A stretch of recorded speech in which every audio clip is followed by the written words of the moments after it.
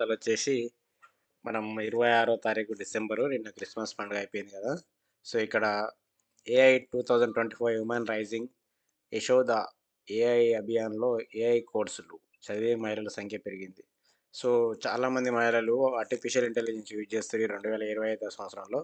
మరీ ముఖ్యంగా మహిళలు ఈ హాస్పిటల్ రంగంలో ఆహ్, వివిధ వివిధ కంపెనీలో జాబ్ చేసే వాళ్ళంతా గూడా యూజ్ చేసిరన్నట్టు రాసిరనమాట ఆర్టికల్. సో, ఏఐ అనేది ఇప్పుడు ప్రతి రంగంలో కీలకమైపోయింది. సో, ఏ జాబ్ చేసినా గానీ అందులో ఏఐ పాత్ర లేకుండా ఆహ్, జరగడం లేదు వర్కు. సో, అందుకనే ఇక్కడ రాసిరనమాట. ఇంకోటి ఏఐ ముప్పు తక్కువే. ఏఐతో భారత్‌లో ఉద్యోగాల ముప్పు లేదన్న ఐటీ శాఖ ముఖ్య కార్యదర్శి Krishnan. So, artificial intelligence use చేయడం వల్ల సాఫ్ట్‌వేర్‌లో జాబులు పోతున్నాయని కొంతమంది ప్రచారం చేస్తారు. ఆ ప్రచారం అంతా నిజం గాదు. చాలా తక్కువ అది. అంటే కొన్ని జాబులు పోయినా గానీ ఇంకొన్ని జాబులు పెరుగుతున్నాయన్న విధంగా ఐటీ శాఖ కార్యదర్శి కృష్ణన్ గారు చెప్తున్నారు. సో, ఇంకోటి ఇక్కడ ప్రధానమంత్రి నరేంద్ర మోడీ గారు 370 గోడను బద్దలు కొట్టాం. అభివృద్ధికి అవరోధంగా మారిన ఆర్టికల్ 370 గోడను బద్దలు కొట్టే అదృష్టం తమకే దక్కిందని ప్రధాని మోదీ వ్యాఖ్యానించారు. ఈ ఆర్టికల్ 370 అనేది జమ్మూ కాశ్మీర్‌కి సంబంధించింది. సో, వాళ్ళకేందంటే ప్రత్యేక అధికారాలుంటాయన్నమాట ఆర్టికల్ ప్రకారం. సో, అక్కడ ఎవరు ఆస్తులు కొనలేరు, వ్యాపారం చేయలేరు. ఇక్కడ మన తెలంగాణ నుంచి పోయి, ఆంధ్ర నుంచి పోయి, ఢిల్లీ నుంచి పోయి, ముంబై నుంచి పోయి సో, చేయలేరు. అటువంటి దాన్ని 2019లో గెలిచిన తర్వాత నరేంద్ర మోడీ గారు దాన్ని ఎత్తేసిండనమాట ఆర్టికల్‌ని. సో, ఆ విధంగా చెప్తుండు దాని గోడలు బద్దలు కొట్టామని. సో, ఇప్పుడు ఏందంటే అక్కడ కాశ్మీర్ అమ్మాయి ఎవరన్నా పెళ్లి చేసుకోవాలన్నా గాని అప్పుడు అడ్డంకులుంటున్నాయన్నమాట ఆర్టికల్ 370 ప్రకారం. సో, అక్కడ ఆస్తులు కొనొచ్చు, స్కూల్స్ కట్టొచ్చు, ఇండ్లు కట్టొచ్చు, రియల్ ఎస్టేట్ చేయొచ్చు, అన్నీ చేయొచ్చనమాట. అన్ని రకాల ఫెసిలిటీస్ కల్పించింది ఇప్పుడు ఆర్టికల్ 370 ఎత్తేసిన తర్వాత. దాని గురించి రాసిరనమాట. అణుపాటవంలో ముందడుగు కిమ్ జోంగ్ ఉన్ చిరకాల స్వప్నమైన అణు జలాంతర్గామి నిర్మాణాన్ని ఉత్తర కొరియా దాదాపు పూర్తి చేసింది. సో, ఇక్కడ అణుబాంబులేయడానికి ఇది అన్నమాట ఇది. ఇక్కడ నీళ్ళల్లో వెళ్ళే వెహికల్ తయారు చేసిర్రు. జలాంతర్గామి నిర్మాణాన్ని ఉత్తర కొరియా దాదాపు ఉత్తర కొరియా అంటే ఇప్పుడు ప్రపంచాన్నే వణికిస్తుందన్నమాట. అమెరికాను గూడా ఒక్క క్షణం నిద్రపోనియ్యకుండా భయపెట్టే దేశం ఏదైనా ఉందంటే మాత్రం ఇది ఉత్తర కొరియా అని చెప్పొచ్చు. సో, ఆ దేశ అధినేత గాని, ఆ దేశంలో ఉండే రూల్స్ గాని అవన్నీ గూడా అమెరికాకి అగైనెస్ట్‌గా ఉంటాయి. సో, వాళ్ళేందంటే మేము ఎవరి జోలికి మా జోలికొస్తే మేము ఊకోం అనే టైప్‌లో ఉంటరు. సో, చిన్న చిన్న దేశమైనా సరే గానీ అమెరికాను ముప్పు తిప్పలు పెట్టి 3 సెర్ల నీళ్ళు తాపుతారనమాట. సో, ఆ విధంగా తయారైంది ఆ దేశం. బంగ్లా డార్క్ ప్రిన్స్ పునరాగమనం. ఇతను ఇక్కడ కనిపిస్తున్న వ్యక్తి బంగ్లా బంగ్లాదేశ్‌లో నెక్స్ట్ రాబోయే ఎన్నికల్లో పోటీ చేయడానికి రెడీ అయితుండట. సో, 17 సంవత్సరాల తర్వాత బంగ్లాదేశ్‌లో అడుగుపెట్టిండట. సిరీస్ విజయంపై గురి. తిరువనంతపురంలో నేడు శ్రీలంకతో భారత జట్టు మూడో టీ20 ఆడనుంది. ఇక్కడ మహిళా క్రికెట్ ఇది. సో, కేరళలో ఆడుతుర్రు ఇది. శ్రీలంకతో ఆడుతుర్రంట. దాని గురించి రాసిర్రు. నెక్స్ట్ వచ్చేసి కొందరు మంత్రులది వేల కోట్ల అక్రమార్జన. బండి సంజయ్ గారు కేంద్ర మంత్రి. సో, కాంగ్రెస్ ప్రభుత్వంలో కొందరు మంత్రులు వేల కోట్లు సంపాదిస్తుర్రని చెప్తున్నాడు. సో, అదొక వార్త. సంక్షేమంలో సర్కారోళ్ళు. ప్రభుత్వ ఉద్యోగాలు చేస్తున్న అక్రమంగా సంక్షేమ పథకాల ఫలాలు. అనర్హులకు సంక్షేమ పథకాలు అందుతున్నట్లు తేల్చిన ఆధార్ లింకేజీ. ఏందంటే గవర్నమెంట్ పథకాలున్నాయి గదా! ఇందిరమ్మ ఇండ్లు, పింఛన్లు, వివిధ పథకాలు ఇంకా ఇది ఎస్సీ కార్పొరేషన్, బీసీ కార్పొరేషన్ ద్వారా వాహనాలు, కార్లు, ట్రాక్టర్లు, వరి కోత మెషిన్‌లు ఇవన్నీ ఉన్నాయి గదా! ఇవన్నిటిని గూడా గవర్నమెంట్ జాబ్ చేస్తున్నోళ్ళే దొంగ పద్ధతిలో, దొంగ దారిన వాళ్ళకు వాళ్ళ ఇంటోళ్ళకు లేదా వాళ్ళకు లేదా నేరుగా వాళ్ళ ఇంటోళ్ళకు, వాళ్ళ బినామీలకు పథకాలు అందుతున్నట్టు గవర్నమెంట్‌కు నివేదిక అందింది. ఆధార్ లింక్ చేశారనమాట. ఈ గవర్నమెంట్ జాబ్ చేస్తున్న అందరి ఆధార్ కార్డ్ నంబర్లు తీసుకున్నారు. తీసుకొని సాఫ్ట్‌వేర్ తయారైంది. ఆ సాఫ్ట్‌వేరు సిస్టమ్‌లో ఎంటర్ చేస్తే వాళ్ళకి సంబంధించిన రిలవెంట్ డీటెయిల్స్ ఎళ్తున్నాయన్నమాట. సో, దాదాపు 37,000 మంది ఇట్లా తీసుకున్నట్టు తేలిందట. అంటే ఇందిరమ్మ ఇండ్లు వాళ్ళ నెలకు రూ. 1,00,000 జీతం వస్తుంది గవర్నమెంట్ జాబ్. అయినా గాని ఇందిరమ్మ ఇల్లుకు అప్లై చేసుకున్నారనమాట. అట్లా ఇందిరమ్మ ఇల్లు ఒకటే కాదు పింఛన్లలో కూడా వికలాంగ పింఛన్లు. అతనికి ఏమి అనాథ ఉండదు. కాళ్ళు అనాథ ఉండదు, చెయ్యి అనాథ ఉండదు, కన్ను అనాథ ఉండదు గానీ వికలాంగ పింఛన్ తీసుకుంటాడు. ఎందుకంటే అక్కడ ఉండే డాక్టర్‌ని మేనేజ్ చేస్తాడు. మేనేజ్ చేసి ప్రభుత్వం ఈ స్కీమ్ అప్లై చేసుకుంటాడు. స్కీమ్ అప్లై చేసుకొని దొంగచాటునంగా ప్రభుత్వాన్ని ముంచి డబ్బులు సంపాదిస్తుర్రని చెప్పేసి గవర్నమెంట్‌కు నివేదిక అందింది. ఈ ఈ ఏంటి పింఛన్లలోనే దాదాపు 15,000 మంది లబ్ధిదారులున్నట్టు మనకు నివేదిక అందిందంట. గవర్నమెంట్‌కి పోయిందంట. సో, వాళ్ళు ఆడిట్ చేస్తుర్రు. చేసిన తర్వాత వాళ్ళ మీద తీసుకుంటారు. చాలామందికి ఇప్పుడు 57 ఏండ్లు పింఛన్ రావాలంటే స్కీమ్ కానీ 50 ఏండ్లు దాటినోళ్ళకి కూడా వృద్ధాప్య పింఛన్లు పొందుతుర్రని రాసిర్రు. సో, చాలామంది ఏం చేస్తారంటే భర్త పేరు తప్పు రాయడము, ఇంటి పేరు తప్పు రాయడం వాంటెడ్‌గా లోకల్‌లో ఉండే అక్కడుండే అప్లై చేసినోళ్ళు ఎవరైతే ఉన్నారో వాళ్ళకి తెలుసు. ఏ విధంగా అయితే ఈ స్కీమ్‌ని అప్లై చేయొచ్చు, దొంగచాటునంగా తీసుకురావచ్చనేది. నిజంగా లబ్ధిదారులకు ఇయ్యమంటే ఇయ్యరు. కానీ ఇట్లా దొంగచాటునంగా వాళ్ళకైతే మాత్రం చేసుకుంటారు. ఏదో ఒక సర్‌నేమ్ తప్పు రాయడము, ఇంటి ఇంటి పేరు తప్పు రాయడము, భర్త పేరు తప్పు రాయడము, ఊరు పేరు తప్పు రాయడము, ఒక అక్షరం అందులో స్పెల్లింగ్ మార్చి రాయడము, అట్లా చేసి ఈ పథకాలు పొందుతారనమాట. వాళ్ళందరి గురించి కూడా నివేదిక అందింది. ఇంకా చాలామందుంటారు. వీళ్ళు 37,000 మంది ఉంటారని తేలింది గానీ, ఇంకా చానా లోతుగా చేస్తే ఆహ్, తే తేలుతదనమాట. బయట పడతది. సో, అన్నిటిని రికవరీ గూడా చేయాలి. ఇన్ని రోజులు తీసుకున్న డబ్బులు అవన్నిటిని గూడా వాళ్ళ జీతంలో నుంచి కట్ జేసుకుంటే ప్రభుత్వానికి కొంత ఉపశమనం జరుగుతది. గవర్నమెంట్‌కు ఆదాయమన్నా వస్తది. సో, ఇట్లేందంటే ఇట్లా వదిలేస్తే ఏమైతదంటే మళ్ళీ నెక్స్ట్ వచ్చేటోడు గూడా నెక్స్ట్ చేసేటోడు గూడా చేస్తారు. చేసిన తర్వాత దొరికినాడు సంగతి చూద్దాంలే అన్నట్టు గూడా లైట్ తీసుకుంటారు. కాబట్టి గవర్నమెంట్ సీరియస్ యాక్షన్ తీసుకోవాలి. అవసరమైతే పోలీస్ కేస్ పెట్టి వాళ్ళని పంపించేసేయాలి లోపలికి. అప్పుడైతేనే బుద్ధి వస్తదనమాట. గవర్నమెంట్ జాబ్ చేసుకుంటా గూడా నువ్వు ఈ దొంగతనంగా స్కీమ్‌లకు అప్లై చేసుడంటే ఇది ప్రభుత్వాన్ని నేరుగా మోసం చేసుడే వాళ్ళంటే ప్రభుత్వం వాళ్ళ చేతిలో ఉందని చెప్పేసి. సో, ఎక్కువ వీళ్ళు కాంట్రాక్ట్ జాబ్ చేసేటోళ్ళ ద్వారా చేపిస్తారనమాట. ఎందుకంటే వాళ్ళ జాబ్ ఉంటే ఎంత, పోతే ఎంత అన్నట్టు. సో, అదనమాట. సో, ఇక్కడ ఇంకో వార్త చూస్తున్నాం. డీలిమిటేషన్, డీలిమిటేషన్ ఫైనల్ 300 వార్డుల్లో సరిహద్దులు ఖరారు చేస్తూ జీహెచ్ఎంసీ తుది ప్రకటన. సో, జీహెచ్ఎంసీ అనేది ఇంతకుముందు 150 వార్డులుండే. సో, ఇప్పుడు ఔటర్ రింగ్ రోడ్ లోపల మొత్తం కలిపేసి అన్ని చిన్న చిన్న మున్సిపాలిటీలన్నిటిని విలీనం చేసి దాన్ని డబుల్ చేసిందనమాట. 300 వార్డులు చేసింది. సో, ఇది ఫైనల్ అయిందని చెప్పేసి ఇది జీహెచ్ఎంసీ బిల్డింగ్ హైదరాబాద్‌లో ఉన్న జీహెచ్ఎంసీ బిల్డింగ్ ఇది. ఇక్కడ కనిపిస్తున్న ఫోటో. సో, అన్నిటికి సర్కిల్లు, జోనల్ ప్రధాన కార్యాలయ వివరాలు ప్రకటించేసిరంట.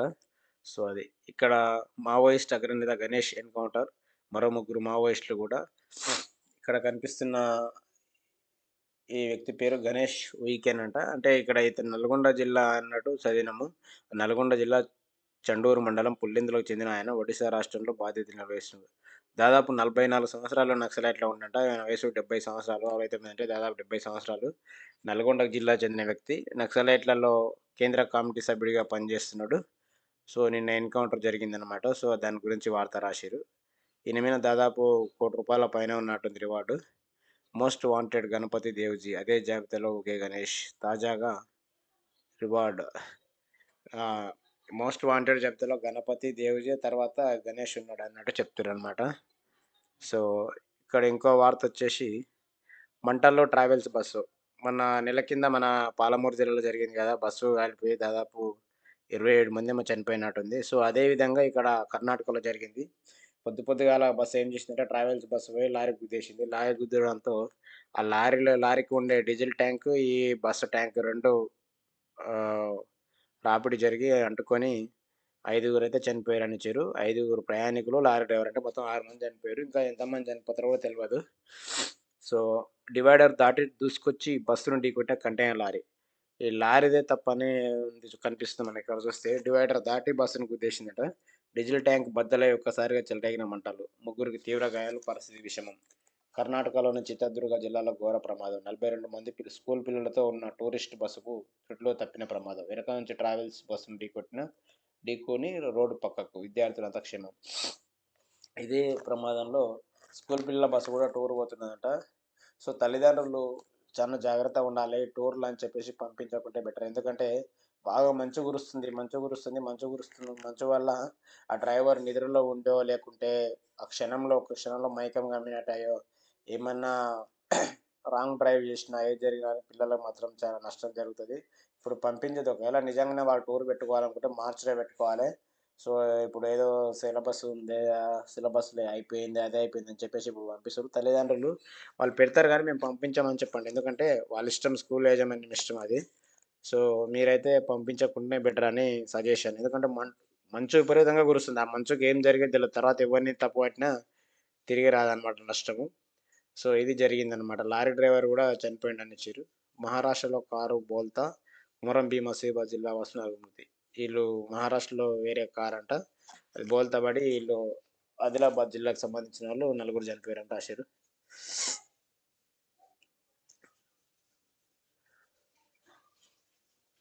ఇక్కడ ఒకటి మర్డర్ జరిగిందది.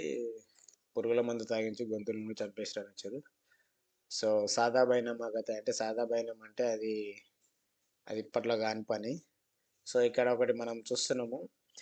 ఇదం జగత్ అనేసి ఇక్కడ చంద్రబాబు నాయుడు గంగిరెద్దులలో వచ్చేసి పీపీపీ అని పాట పాడుతారు కదా! సో, పీపీపీ రాజీ లేదు చంద్రబాబు అని అంటున్నట్టు ఉంది. ఆళ్ళు గంగిరెద్దులోళ్ళు పాట పాడితే సౌండ్ పీపీపీ వస్తది కదా! ఆ విధంగా కార్టూన్ రాసిర్రనమాట ఈళ్ళు.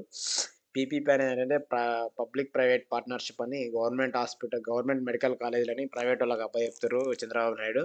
సో, దాని మీద దాదాపు 1,00,00,000 మంది సంతకం చేసి గవర్నర్‌కి ఇచ్చారనమాట రీసెంట్‌గా ఆంధ్రప్రదేశ్‌లో. ఏమైద్దంటే గవర్నమెంట్ మెడికల్ కాలేజే గానీ ప్రైవేటోళ్ళ చేతిలో ఉంటది. ప్రైవేటోళ్ళు ఏం చేస్తారు, దాంట్లో ట్రీట్మెంట్ స్టార్ట్ చేసి ఆహ్, మే అదంతా వైద్యం గూడా ఫ్రీగా జరగదనమాట. ఇంకంతా వాళ్ళ ఇష్టం వచ్చినట్టు ఫీజులు పెంచుకోవచ్చు, అంతా పెంచుకోవచ్చు. స్థలం మొత్తం గవర్నమెంట్‌దే. పర్మిషన్‌లు గవర్నమెంట్‌వే. నడిపించేది మాత్రం ప్రైవేటోళ్ళు నడిపిస్తారు. సో, అప్పుడు ఆదాయం అంతా కూడా ప్రైవేట్‌కి పోతది. ప్రజలకు ఏమైతది దూరమైతది. ఆ మెడికల్ విద్య అనేది, మెడికల్ ట్రీట్మెంట్ అనేది దూరమైతది. సో, దానికోసం గవర్నమెంటే నడపాలని చెప్పేసి ఆహ్, ప్రతిపక్ష పార్టీ తరపున వీళ్ళంతా జగన్ వీళ్ళంతా గూడా దాదాపు 1,00,00,000 మందితోని సంతకాలు చేయించి ఇచ్చేసిర్రు. సో, ఇప్పుడేమంటుండు ఇక్కడంటే పీపీపీ ఆదిలే చంద్రబాబు అని పాట పాడుతుంటే పీపీపీ వస్తది కదా! అట్లా ఇచ్చారన్నమాట. ఎందుకంటే గంగిరెద్దులు ఎందుకంటే సంక్రాంతి పండుగ చాలా ఘనంగా నిర్వహిస్తారు ఆంధ్రాలో. సో, ప్రతి ఇంటికి గంగిరెద్దులోళ్ళెళ్తారు. ఎళ్లి అక్కడ వాళ్ళది సాంప్రదాయం అన్నమాట. సంక్రాంతి పండుగ అంటేనే వాళ్ళకు ఆంధ్రోళ్ళకు చాలా పెద్ద పండుగనమాట. కోడి పందాలు గానీ, గంగిరెద్లు గానీ ఇవన్నీ గూడా చాలా స్పెషలు. సో, వేళాకోళంగా ఉందా వీరి పేరు రెడ్ బుక్‌లో రాయండి అని చంద్రబాబు నాయుడు అంటే, పీపీపీ అనే పదం ఉపయోగించినందుకు నీకు నీ పేరు రెడ్ బుక్‌లో రాస్తా అన్నట్టున్నాడు. రెడ్ బుక్ అంటే తెలుసు కదా! ఇది వీళ్ళ చంద్రబాబు నాయుడు గారు కుమారుడు లోకేష్ గారు ఎవరైతే ఓవర్ యాక్షన్ చేసిరో గవర్నమెంట్ ఉన్నప్పుడు వాళ్ళ పేర్లు రాసుకొని వాళ్ళందరిని కూడా ట్రీట్మెంట్ ఇప్పిస్తున్నాడు పోలీసోళ్ళతోని మళ్ళా. సో, దాని గురించని ఒక సెటైరికల్ కార్టూన్ రాసిరనమాట. సో, అది చూద్దాం ఏం నెక్స్ట్. సో, ఇక్కడ ఇంకొక వార్త చూస్తున్నాం. నెలంతా వణికే వరుసగా అతి తక్కువ ఉష్ణోగ్రతలు రికార్డుకెక్కిన డిసెంబర్. ఈ నెలలో 23 రోజుల పాటు సాధారణం కంటే తక్కువ ఉష్ణోగ్రతలు. ఈ సంవత్సరం ఎప్పుడు లేనంత చలి పెడుతుందనమాట. చాలా తక్కువ ఉష్ణోగ్రతలు ఎండ నమోదవుతుంది. సో, దానికోసమని చలి విపరీతంగా ఉందనమాట. చిన్న పిల్లలకు, ముసలోళ్ళకు చానా ఇబ్బంది అయితుంది. దాని గురించి రాసిరనమాట ఇది వార్త. సో, ఎప్పుడు జరగంది ఈ డిసెంబర్‌లో 23 రోజుల పాటు ఉన్నదంట. అంటే 31 రోజులుంటే 21 రోజులు. ఇక్కడ నిన్న వాజ్పేయి గారి ఆహ్, రాష్ట్ర బండి సంజయ్ విజయ్ వాజ్పేయి నివాళులర్పిస్తున్న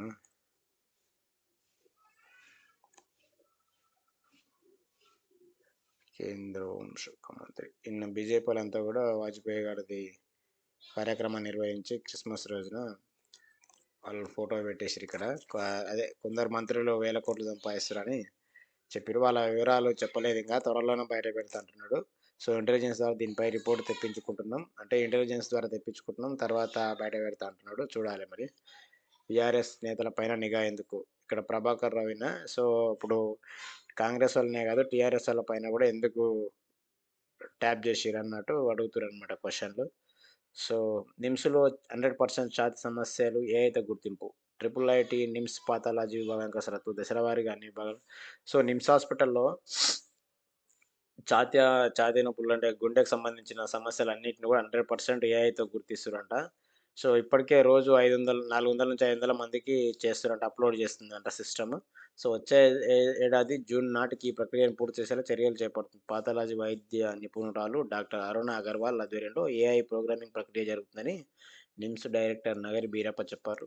ఈ హాస్పిటల్‌లో ఇటువంటి గుండెకు సంబంధించిన సమస్యలు, కిడ్నీలకు సంబంధించిన సమస్యలు నిమ్స్ హాస్పిటల్‌లో చాలా బాగా చూస్తారు. ఎవరికి ఏ సమస్య ఉన్నా గాని నిమ్స్ హాస్పిటల్‌లో చూయించుకుంటే బెటరు.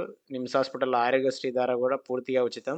ప్రతి మంగళవారం ఉదయం 6 గంటలకు లైన్‌లో ఉంటే మనము ఆరోగ్యశ్రీ ద్వారా ఈజీగా జాయిన్ కావచ్చనమాట. ఎవ్వరి రికమెండేషన్ అవసరం లేదు. ఎవ్వడు అవసరం లేదు.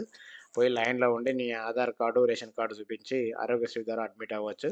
సో, వాళ్ళు చెకప్ జేసి నిజంగా సమస్య ఏంది గుర్తించి అని చెప్పేసి ట్రీట్మెంట్ స్టార్ట్ జేస్తారు. ఎవ్వరు అవసరం లేదు. మీ ఊరు సర్పంచ్ అవసరం లేదు, ఎంపీటీసీ అవసరం లేదు, జెడ్పీటీసీ అవసరం లేదు, ఏ లీడర్ అవసరం లేకుండా డైరెక్ట్ రావచ్చనమాట. వచ్చి హాస్పిటల్‌లో ట్రీట్మెంట్ తీసుకోవచ్చు. నిమ్స్ హాస్పిటల్ చాలా బాగా చూస్తారు డాక్టర్లు. సో, అదనమాట మెయిన్‌గా ఇక్కడ. సో, ఇక్కడ కుర్చీలతో కొట్టుకున్న కమలనాథులు నల్గొండలో నాగం వర్షిత్ రెడ్డి వర్సెస్ పిల్లి రామరాజు. సో, గెలిచిన సర్పంచులకు సన్మాన కార్యక్రమం అని చెప్పేసి జిల్లా ఆఫీస్‌లో మీటింగ్ జరిగితే 2 వర్గాలు కొట్టుకున్నాయన్నమాట. అంటే గెలిచినోళ్ళు మా వర్గం అంటే మా వర్గం అని గొడవ అయింటది. సో, వాళ్ళ ఫోటో ఇచ్చేసిర్రు. సో, వాళ్ళు గెలిచిందే చాలా తక్కువ సీట్లు. మళ్ళీ అందులో ఈ కొట్లాడంటే నిజంగా ఆ కార్యకర్తలకు కొంచెం ఇబ్బందికరమే. ఓటమి పాలైన అభ్యర్థిని తిట్లు భరించలేక ఆమె పంపిణీ చేసిన బీర్లు, చీరలు, కూల్ డ్రింక్స్ కార్యాలయం ఎదుట వేసిన వార్డు ప్రజల నిరసన. ఓడిపోయినోళ్ళు ఆమె తిడుతుందంట నన్ను గెలిపియాలి అని చెప్పేసి ఆమె వంచిన బీర్లు, చీరలు, కూల్ డ్రింక్స్ అన్నీ గూడా గ్రామ పంచాయతీ ముందు పడేసిరంట. పడేసి నిరసన. ఏ ఊరిదంటే ఎల్లారెడ్డి పంచాయతీ ఎన్నికల్లో ఓ వార్డుకు పోటీ చేసిన మహిళ ఓటమి పాలైంది. అప్పటినుంచి బూతు పురాణం అందుకుంది. వార్డు ప్రజలకు నోటికొచ్చినట్టు తిడుతుంది. దీంతో చిర్రెత్తుకొచ్చిన ఆ వార్డు ఓటర్లు ఆమె చేసిన